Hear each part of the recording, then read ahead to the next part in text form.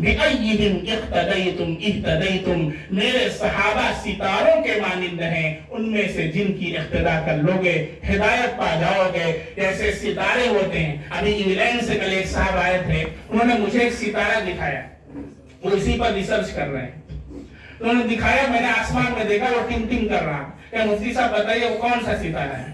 میں نے کہا بھائی مجھے ستاروں کا علم نہیں ہے، مجھے تو آپ ادھر پوچھیں قرآن کے بارے میں، حدیث کے بارے میں۔ انہوں نے کہا نہیں وہ چونکہ میری اسٹڈی، میں نے کہا بتائیے کیا ہے؟ انہوں نے کہا وہ جو ستارہ ہے وہ مارس ہے۔ میں نے کہا اچھا، ابھی تو پڑھا تھا، دیکھ بھی لیا۔ کہنے لگے اور آپ کو میں بتا کے جا رہا ہوں۔ میں نے کہا بتائیے کہ 25 تاریخ کو آپ دیکھیے گا یہ پورا جو آپ کا سسٹم ہے، سولر سسٹم، 25 تاریخ کو کہا جونپور میں دکھائی دے گا، پورا سولر سسٹم آپ کو آسمان میں نظر آئے گا۔ میں نے کہا انشاءاللہ ضرور دیکھیں گے۔ انہوں نے تحقیق بتائی۔ اللہ کے نبی صلی اللہ علیہ وسلم نے صحابہ کو ستاروں کے مانند قرار دیا۔ جیسے ستاروں کو دیکھ کر کے تم راہ پا لیتے ہو، ایسے کسی صحابی کی اقتدا کر لوگے ہدایت پا جاؤ۔ میں آپ کو بتاؤں، میرے نبی صلی اللہ علیہ وسلم کی جو صفات تھی، ایک ایک صفت، ساری صفات تو سارے صحابہ کے اندر تھوڑی بہت زیادہ، تھوڑی کم، تھوڑی بہت زیادہ، لیکن ایک ایک صفات کا جامع ایک ایک صحابی آپ کو نظر آتا ہے۔ فور ایگزامپل آپ دیکھیں، جو تلاوت قرآن میں نے کہا، قاری کا جو منصب ہے، حضرت ابی بن کعب رضی اللہ عنہ اقرأ القرآن، میرے نبی صلی اللہ علیہ وسلم کی صفت قرآت کا مظہر اللہ نے حضرت ابی بن کعب کے اندر عطا فرمایا اور ان کو اقرأ القرآن بنایا، جن کو حضرت عمر فاروق رضی اللہ عنہ نے امام بنایا اور کہا کہ سب لوگ ان کے پیچھے نماز پڑھا کریں۔ میرے نبی کی صفت کا مظہر عدم حضرت ابی بن کعب رضی اللہ تعالیٰ۔ میرے نبی کی دوسری صفت کیا تھی؟ وَيُزَكِّيهِمْ، ان کا تزکیہ کرتے ہیں۔ چنانچہ 4 سلسلے بھی دنیا میں چلتے ہیں، قادریہ، سہروردیہ، نقشبندیہ، چشتیہ، یہ چاروں جا کر کے حضرت علی رضی اللہ عنہ سے مل جاتے ہیں۔ حضرت علی رضی اللہ عنہ ان کے امام ہیں۔ تو یہ تزکیہ کی جو صفت عدم ہے حضرت علی رضی اللہ تعالیٰ عنہ کے اندر اللہ نے جمع فرما دیا۔ اسی طریقے سے تیسری وَيُعَلِّمُهُمُ الْكِتَابَ وَالْحِکْمَةَ، کتاب کی تعلیم دیتے ہیں، حکمت کی تعلیم دیتے ہیں۔ آپ دیکھیں کتاب کا اللہ رب العزت نے جو مرکز بنایا، حضرت عبداللہ بن مسعود رضی اللہ عنہ، جو آپ صلی اللہ علیہ وسلم کے خادم تھے، آپ کے گھرانے میں آپ کی پرورش ہوئی۔ حضرت عبداللہ بن مسعود رضی اللہ عنہ فقیہ تھے، فقہائے سبعہ کے اندر حضرت عبداللہ بن مسعود کا نام آتا ہے۔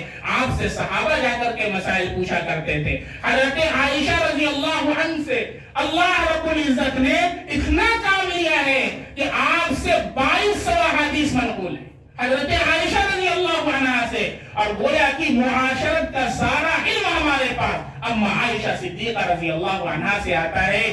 2200 روایات کی راویہ حضرت عائشہ رضی اللہ عنہ ہیں، جو احادیث کی حافظہ ہیں۔ حضرت ابو ہریرہ رضی اللہ عنہ کو اللہ رب العزت نے اللہ کے نبی کی صفت حدیث کا مرکز بنایا اور ان سے اللہ نے نبی کریم صلی اللہ علیہ وسلم کی بعثت کے چوتھے مقصد کا کام لیا۔ ایسے آپ صحابہ کرام کو دیکھتے جائیں، ایک ایک صحابی نبی کی ایک ایک صفت کا مظہر عدم موجود ہوگا اور مظہر کامل ہوگا۔ اللہ کے نبی کی صفات کا مجموعہ صحابہ کے اندر اللہ نے منتقل کر دیا۔ کوئی صحابی حبشہ سے آیا، کوئی صحابی فارس سے آیا، کوئی روم سے آیا۔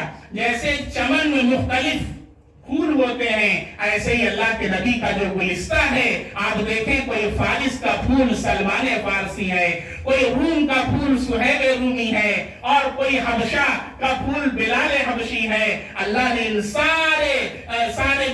سارے پھولوں کو ملا کر کے گلستان رسالت بنایا، گلستہ رسالت بنا دیا، اور اللہ نے پورے عالم کو اس پھول سے مشکبار کیا ہے، اس چمن سے مشکبار کر دیا ہے۔ اب ہم آتے ہیں اللہ کے نبی صلی اللہ علیہ وسلم کی اس حدیث کے اوپر، جس میں اللہ کے نبی نے فرمایا اللہ فی اصحابی، میرے صحابہ کے بارے میں اللہ سے ڈرنا۔ ہر خطبے کے اندر خطیب یہ حدیث پڑھتا ہے، آپ حضرات بھی سنتے ہیں، اللہ فی اصحابی، میرے صحابہ کے بارے میں اللہ سے ڈرنا، میرے صحابہ کے بارے میں اللہ سے ڈرنا۔ پھر اللہ کے نبی نے فرمایا اللہ فی اصحابی، میرے صحابہ کے بارے میں اللہ سے ڈرنا. فمن احبہم فبحبی احبہم, جس نے صحابہ سے محبت کی اس نے میری محبت کی وجہ سے ان سے محبت کی.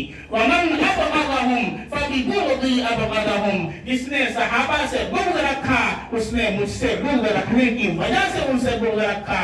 ومن آذاہم فقد آذانی, جس نے صحابہ کو اذیت پہنچائی اس نے مجھے اذیت پہنچائی. ومن آذانی فقد آذى اللہ, جس نے مجھے اذیت پہنچائی اس نے اللہ کو اذیت پہنچائی. ومن آذى اللہ فیوشک ان یاخذہ, جس نے اللہ کو اذیت پہنچائی قریب ہے کہ اللہ اسے عذاب کے اندر گرفتار کر دے گا.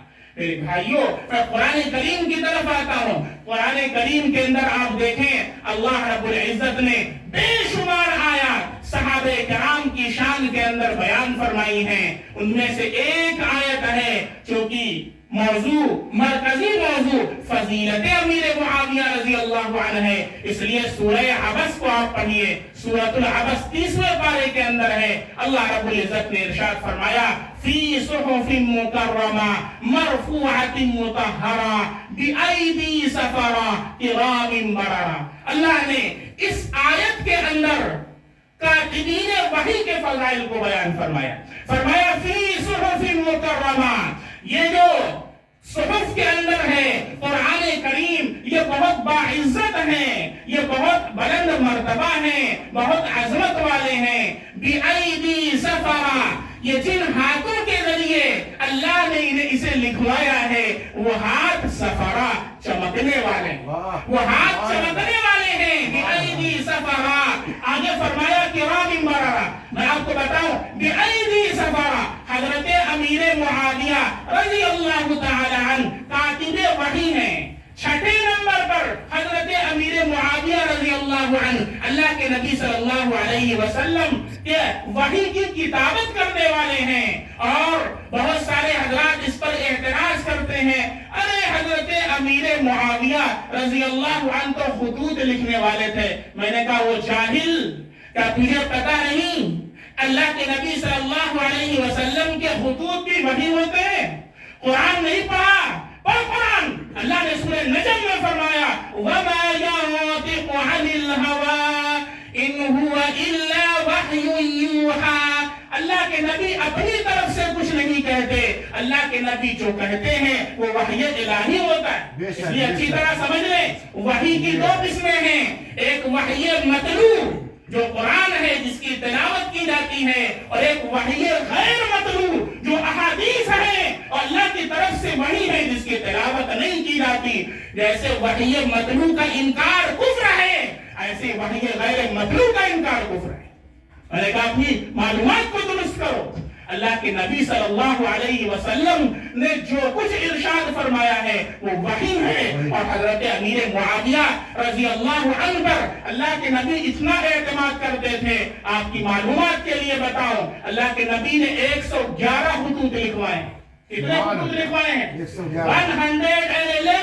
111 خطوط لکھوائے ہیں, جن میں سے 70 خطوط کے لکھنے والے کوئی اور نہیں سیدنا امیر شام حضرت امیر معاویہ رضی اللہ عنہ. آپ میں جنگ صفین یاد ہے, وہ معاویہ یاد نہیں جس کے ہاتھوں کو چمکنے والا قرآن کہتا ہے, رب کا قرآن اعلان کرتا ہے معاویہ کے ہاتھ چمکنے والے ہیں. بِأَيْدِي سَفَرَةٍ, میں کہتا ہوں تو ایک طرف ایک ترازو کے اندر تبلیغ کو رکھ دے, ایک ترازو کے اندر جھوٹی تاریخ کو رکھ دے, ایک ترازو کے اندر بھونکنے والی ان ساری تاریخوں کو رکھ دے جو بنی امیہ پر بھونکنے کے لیے لکھی گئی ہیں. میں دوسرے ترازو پر رب کا قرآن رکھتا ہوں, میں دوسرے ترازو پر بِأَيْدِي سَفَرَةٍ رکھتا ہوں, میں دوسرے ترازو پر کرام بررہ رکھتا ہوں. میں آپ سے کہتا ہوں قرآن غالب ہے, قرآن غالب رہے گا. جھوٹی تاریخ کو تو لے لے, رب کا قرآن میں لے لیتا ہوں. بِأَيْدِي سَفَرَةٍ. اللہ نے اچھا اسی پر بس نہیں کیا,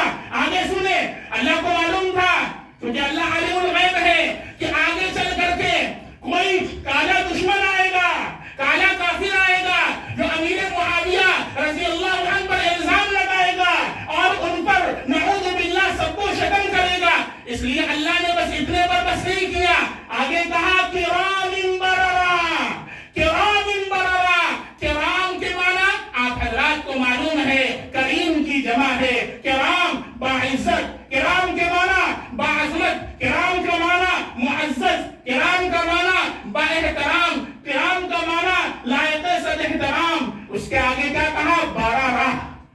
ان لوگوں نے برارہ کے معنی ساری مخلوق، برارہ کے معنی ساری انسانیت، برارہ کے معنی ساری مخلوق اور ساری کائنات۔ اللہ نے کیا فرمایا؟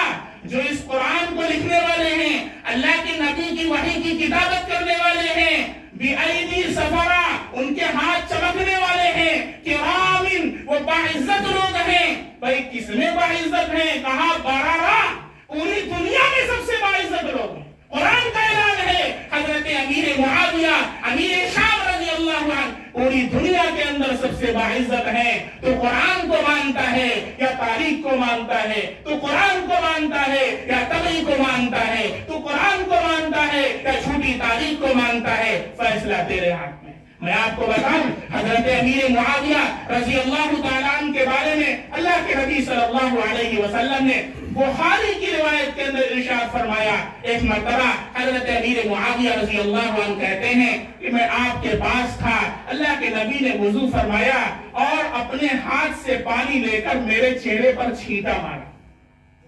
سبحان اللہ۔ آقا اپنے ہاتھ سے پانی لیتے ہیں، معاویہ کے چہرے پر چھینٹے مارتے ہیں اور کہتے ہیں اے معاویہ، بخاری کی روایت بتا رہا ہوں، یا معاویہ ان ولیت الامر فاتق اللہ، جیسے باپ بیٹے کو نصیحت کرتا ہے۔ میرے نبی حضرت امیر کتنی عمر ہے؟ 24 سال، لڑکا ہے ابھی، 24 سال کی ایج ہے۔ حضرت امیر معاویہ رضی اللہ تعالیٰ عنہ اللہ کے نبی کی خدمت میں ہیں، اپنے ہاتھ سے آپ پانی کا چھینٹا مارتے ہیں، کہتے ہیں یا معاویہ ان ولیت الامر فاتق اللہ۔ حضرت امیر معاویہ کی خلافت کی نشاندہی فرما رہے ہیں۔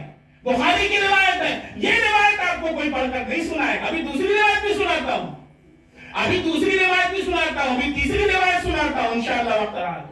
یہ روایت نہیں سنائے گا۔ جنگ صفین سب کو یاد ہے، اس کو بھی بتاتا ہوں۔ حضرت عمار کی روایت پر کوئی علی مرزا آ کر کے اعتراض کرتا ہے، بس وہ روایت یاد ہے۔ اس روایت کی تفسیر شیخ علامہ ابن تیمیہ نے کیا لکھی میں آپ کو بتاتا ہوں۔ مسلم کی کیا روایت ہے وہ پڑھ کر کوئی نہیں سنائے گا، اس لیے کہ بغض بھرا ہوا ہے دلوں کے اندر امیر معاویہ رضی اللہ عنہ۔ اللہ محبت صحابہ عطا فرمائے، اللہ ہمارے قلوب کو حب صحابہ سے سرشار فرمائے۔ یاد رکھو امام مالک کا فتویٰ ہے، مدینہ کے امام تھے، کہا صحابہ پر جو سب و شتم کرے گا کوئی بھی صحابی ہو، اس کو چوراہے پر لٹکا کر کے کوڑا مار کر کے مار دیا جائے۔ امام مالک کا فتویٰ ہے، ہلاک کر دیا جائے گا، اس زبان کو کھینچ لیا جائے گا تو صحابہ پر بھوکے گا۔ آج اگر خلافت ہوتی، جو بھوکنے والے ہیں، جو ایرانی ایجنٹ ہیں، جو دشمنان صحابہ ہیں، ان سب کو چوراہے پر لٹکا کر کے پھانسی دے دی جائے۔ یہ معمولی بات ہے، صحابہ پر اعتراض کرنا نبی پر اعتراض کرنا ہے، صحابہ پر اعتراض کرنا قرآن پر اعتراض کرنا ہے۔ صحابہ مشکوک، قرآن مشکوک، صحابہ مشکوک، دین مشکوک، صحابہ مشکوک، حدیث مشکوک۔ تو ان باطلوں کا ہمیشہ ٹارگٹ اور ہمیشہ نشانہ صحابہ کی ذات ہوتی ہے، اور یہ امیر معاویہ رضی اللہ عنہ سے شروعات کرتے ہیں اور پھر دھیرے دھیرے بڑھتے چلے جاتے ہیں، پھر پنج تن پاک بنتے ہیں اور سب کے سب نعوذ باللہ مرتد۔ ان کی کتابوں کے حوالے سے آپ کو بتاؤں گا انشاءاللہ۔ اس لیے حضرت امیر معاویہ رضی اللہ عنہ کے بارے میں اللہ کے نبی نے فرمایا یا معاویہ ان ولیت الامر فاتق اللہ، اے معاویہ اگر تمہیں خلافت دی جائے گی فاتق اللہ تو کیا کرنا؟ اللہ سے ڈرنا۔ میرے نبی صلی اللہ علیہ وسلم کو اگر یہ کہنا ہوتا تو کہہ دیتے اے معاویہ خلافت مت لینا، یا معاویہ ان ولیت الامر فامنع، رک جانا مت لینا، یہ نہیں کہا، کیا فرمایا؟ فاتق اللہ۔ حضرت امیر معاویہ کہتے تھے اللہ کے نبی صلی اللہ علیہ وسلم کی یہ حدیث جیسا کہ میرے سامنے ہے کہ اللہ کے نبی ابھی بیٹھے ہو اور میرے منہ پر آپ نے چھینٹا مارا ہے اور یہ الفاظ ارشاد فرمائے ہیں، اس دن سے مجھے یقین ہو گیا تھا کہ جب تک اللہ مجھے خلافت نہیں دے گا میری موت نہیں آئے گی۔ یہ بخاری کی روایت ہے، وہی روایت کو سنانے والا۔ اور سنیں دوسری روایت، بخاری کی روایت میں آپ کو سنا رہا ہوں۔ اللہ کے نبی صلی اللہ علیہ وسلم حضرت ام ہانی رضی اللہ عنہا کے گھر آرام فرما رہے ہیں، آپ صلی اللہ علیہ وسلم اٹھتے ہیں تو آپ کا چہرہ حشاش بشاش ہے، آپ کا چہرہ مسکرا رہا ہے، آپ کا چہرہ کھلا ہوا ہے۔ حضرت ام ہانی پوچھتی ہیں اللہ کے نبی کیا بات ہے، آپ کا چہرہ بہت زیادہ حشاش بشاش ہے. آپ نے کہا کہ میں نے ایک خواب دیکھا ہے اور نبی کا خواب سچا ہوتا ہے. کہا کیا خواب دیکھا ہے؟ تو میں نے ایک خواب دیکھا ہے کہ میری امت کا ایک گروہ سمندر کے اندر اس نے اپنی کمان ڈال دی ہے اور سمندر میں جا کر کے جہازوں کے ذریعے سمندر کے موجوں کو وہاں کے جزیروں پر جا کر کے تمام انسانیت کو میرا کلمہ پڑھا رہا ہے، رب کا قرآن سنا رہا ہے. جب یہ بات سنی حضرت ام ہانی رضی اللہ تعالی عنہ، وہیں پر کمرے میں ایک بچی بیٹھی ہوئی تھی حضرت ام حرام رضی اللہ عنہ. انہوں نے کہا اللہ کے نبی آپ میرے لیے دعا کر دیں کہ اللہ مجھے اس لشکر میں شامل فرما دے. اللہ کے نبی صلی اللہ علیہ وسلم نے فوراً اپنا ہاتھ اٹھایا اور کہا کہ اللہ ام حرام کو اس لشکر میں شامل فرما لے. اور یہ روایت ارشاد فرمائی اول جیش یغزو البحر فقد اوجب الجنہ، بخاری کی روایت ہے. سب سے پہلا لشکر میری امت کا جو سمندر کے اندر کمان ڈالے گا، سمندر میں غزوہ کرے گا، وہ جنت کو واجب کرنے والے ہیں، جنت ان کے لیے واجب ہوگا. سبحان اللہ. یہ واقعہ گزر گیا، سالوں سال گزر گئے. اس کے بعد حضرت ام حرام رضی اللہ عنہا کو تو یقین تھا کہ نبی نے کہا ہے تو اس لشکر میں شامل ہوگی تو ہوگی. ایک بار مدینے میں مدینہ آ گئی، مدینے کے اندر گھر میں تھی، باہر کوئی اعلان کر رہا ہے کہ جسے حضرت امیر معاویہ کے لشکر میں شامل ہونا ہے وہ شام چلا جائے. حضرت امیر معاویہ کی طرف سے اعلان ہو رہا ہے جسے سمندر کے لشکر میں شامل ہونا ہے وہ شام چلا جائے. یہ فوراً اٹھی، کہا کہ یہ تو وہی حدیث ہے. فوراً ان کے شوہر آئے، ان سے کہا کہ بس مجھے تو چلنا ہے، اور فوراً لے کر کے پہنچی. حضرت امیر معاویہ رضی اللہ تعالی عنہ نے حضرت عمر فاروق رضی اللہ عنہ سے بھی اجازت مانگی تھی کہ اے امیر المومنین آپ ہمیں اجازت دیجئے ہم بحری بیڑا بنوائیں اور بنوا کر کے سمندر کے اندر کمندے ڈالیں، صحابہ کرام کو بھیجیں اور سمندر کی موجوں کو جزیروں کے اندر جائیں، وہاں پر بھی کوئی مخلوق ہے تو اسے رب کا قرآن سنائیں، اسے نبی کا کلمہ پڑھائیں. لیکن حضرت عمر فاروق رضی اللہ عنہ نے اجازت نہیں دی، کہا کہ ابھی بیت المال اتنا وسیع نہیں ہے. اس کے بعد جب تیسرے خلیفہ حضرت عثمان غنی رضی اللہ عنہ کا دور آیا، پھر حضرت امیر معاویہ رضی اللہ عنہ نے درخواست کی کہ اے خلیفہ، اے حضرت عثمان غنی آپ مجھے اجازت مرحمت فرما دیں کہ میں سمندر میں کمندے ڈالوں. حضرت عثمان غنی رضی اللہ عنہ نے کہا کہ اگر تمہارا بیت المال اس کو وسیع ہو سکتا ہے تو پھر اجازت ہے. یہاں سے مرکزی علاقے سے مدینے سے کوئی مدد میں نہیں کر سکتا. کہا کہ ٹھیک ہے، آمنا وصدقنا، خوش ہو گئے. اور پھر 40,000 لوگوں کو لگوا کر کے جنگلات کے اندر ہزاروں پیڑ کاٹے گئے اور بحری بیڑے بنوائے گئے. 1700 بحری بیڑے بنائے. کتنے؟ 1700 بحری بیڑے بنوائے. اور حضرت امیر معاویہ رضی اللہ عنہ نے صحابہ کرام اور سب کو بلایا اور ہر جگہ پیغام پہنچایا کہ جسے بھی چلنا ہے وہ آ جائے. اس کے باپ، اس کے بچے کا باپ میں ہوں، اس کے گھر کا خرچے کا ذمہ دار میں ہوں. امیر معاویہ اس کا ذمہ دار ہے. اور سارے قرہ اور صحابہ کرام کو 1750 بحری بیڑوں پر بیٹھا کر کے امیر معاویہ رضی اللہ عنہ نے سمندر کے اندر بھیجا. جب حضرت ام حرام رضی اللہ عنہا آئی ہیں اور دیکھا امیر معاویہ رضی اللہ عنہ بیٹھے ہیں، سارے صحابہ ہیں، آپ کہیں مجھے جانے دو، کچھ ضروری بات کرنا ہے. جب آپ قریب ہوئی، آپ نے کہا کہ میں آپ کے لشکر میں شامل ہونا چاہتی ہوں. میں نے ایک حدیث سنی ہے جو لشکر آپ تیار کروا رہے ہیں، میں نے خود اپنے کانوں سے نبی کریم صلی اللہ علیہ وسلم سے اس حدیث مبارکہ کو سنا ہے. آپ صلی اللہ علیہ وسلم نے ارشاد فرمایا اول جیش یغزو البحر فقد اوجب الجنہ. میں نے نبی سے دعا کے لیے کہا، نبی نے میرے لیے دعا کی تھی. حضرت امیر معاویہ رضی اللہ عنہ نے سنا، آنکھوں سے آنسو نکل آئے، سجدے میں گر گئے. اے اللہ تو میرے ذریعے سے یہ کام لے لے، اے اللہ تو میرے ذریعے سے یہ کام لے لے. اور ان کو اس لشکر کے اندر شامل کر لیا. جب اس وقت کے پاپائے روم نے اس بات کو سنا، پاپائے روم اس وقت کی سب سے بڑی طاقت تھی. انہوں نے جیسے آج کل امریکہ ہے ایسے ہی پاپا روم تھی، ان کے پاس اس وقت 700 بحری بیڑے تھے. کتنے؟ 700. حضرت امیر معاویہ رضی اللہ عنہ نے 1750 بحری بیڑے بنائے تھے. تو پاپا روم نے اپنے سارے لوگوں کو جمع کیا اور جمع کر کے اس نے خطاب کیا. مسٹر ایڈورڈ گبن نے ایک کتاب لکھی ہے صحابہ کی تاریخ کے اوپر 22 جلدوں کے اندر، انگلش کے اندر وہ 7 جلدوں کے اندر صرف حضرت امیر معاویہ رضی اللہ عنہ کے فضائل کو بیان کیا. ایک انگریز مورخ اس حقیقت کو تسلیم کر رہا ہے کہ حضرت امیر معاویہ رضی اللہ عنہ نے جو کام کیا ہے، اسلام کو جو وسعت بخشی ہے، اسلام کے رقبے کو جو وسیع کیا ہے، وہ بہت بڑا کارنامہ ہے. 7 جلدوں کے اندر بیان کیا ہے. اس کے اندر اس نے اس حقیقت کا اعتراف کیا ہے.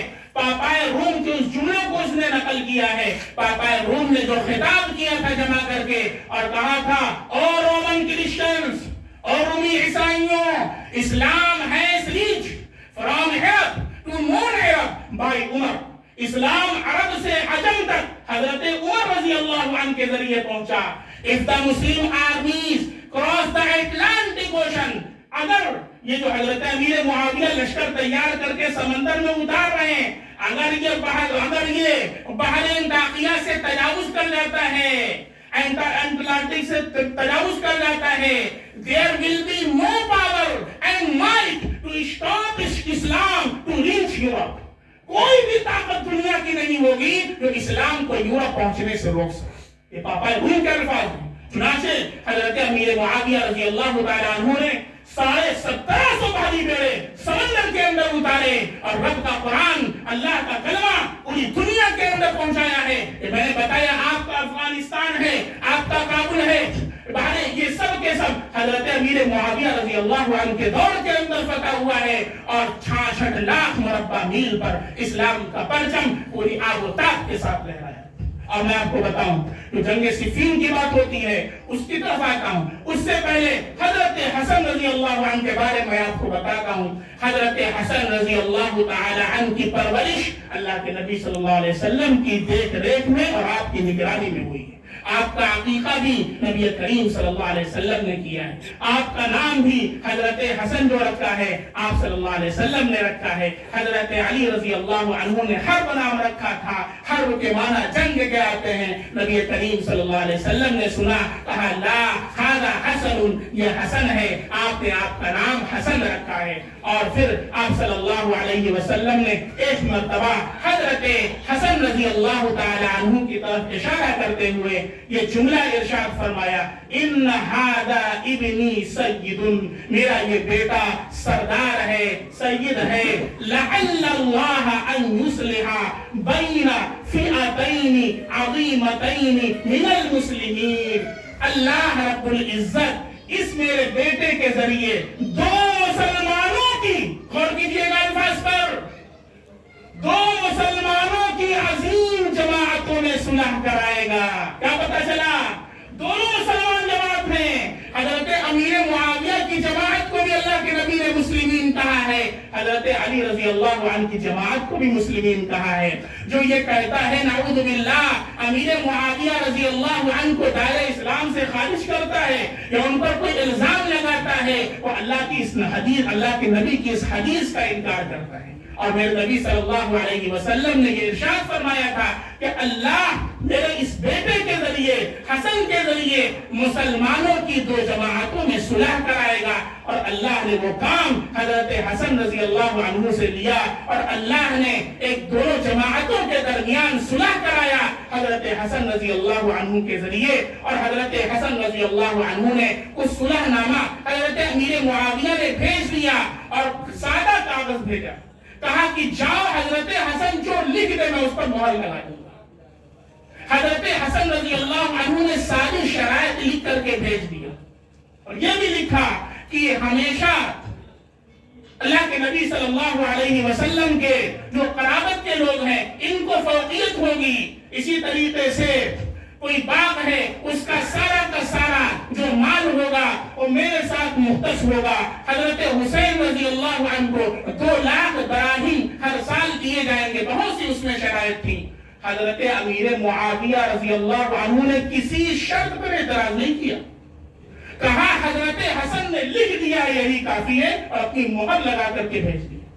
پھر اس کے بعد کوفہ کے اندر حضرت امیر معاویہ اور حضرت حسن رضی اللہ عنہما ساتھ میں 2 شہزادے داخل ہوتے ہیں. حضرت حسن رضی اللہ عنہ کا خطاب ہوتا ہے کوفہ کی جامع مسجد میں اور آپ نے خطاب کیا. وہ خطاب تاریخ کے اندر آدھے سر سے لکھے جانے کے قابل ہیں اور لوگوں کو چاہیے کہ اس خطاب کو عوام کو سنائیں. کہاں ہیں وہ لوگ جو حضرت حسن کے خطاب کو عام کرنے والے ہیں؟ حضرت حسن کے اس خطاب کو کھا جاتے ہیں, نہیں سناتے عوام کو. سنانا چاہیے.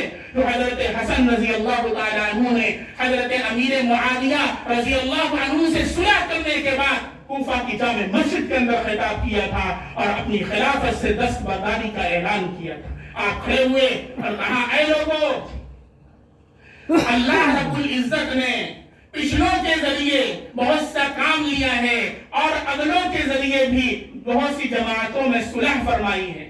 چنانچہ اللہ سے ڈرو, فاتق اللہ, اللہ سے ڈرو جہاں کہیں بھی تم ہو. پھر فرمایا آج نبی کا نواسا حضرت حسن مسلمانوں میں خون ریزی کو بچانے کے لیے اپنی خلافت سے دستبرداری کا اعلان کرتا ہے. اور آپ نیچے تشریف آپ بیٹھ گئے. یہ آپ کا خطاب ہے, جو خطاب لوگوں کو بتانے کی ضرورت ہے, لوگوں کو سنانے کی ضرورت ہے. یہ حضرت امیر معاویہ رضی اللہ عنہ سے پھر اس کے بعد پوری زندگی کے اندر حضرت حسین رضی اللہ تعالیٰ عنہ نے پوری زندگی کے اندر کسی بات سے کوئی اختلاف نہیں کیا. اور حضرت امیر معاویہ رضی اللہ تعالیٰ عنہ اپنے سارے شرائط کے اوپر گامزن رہے.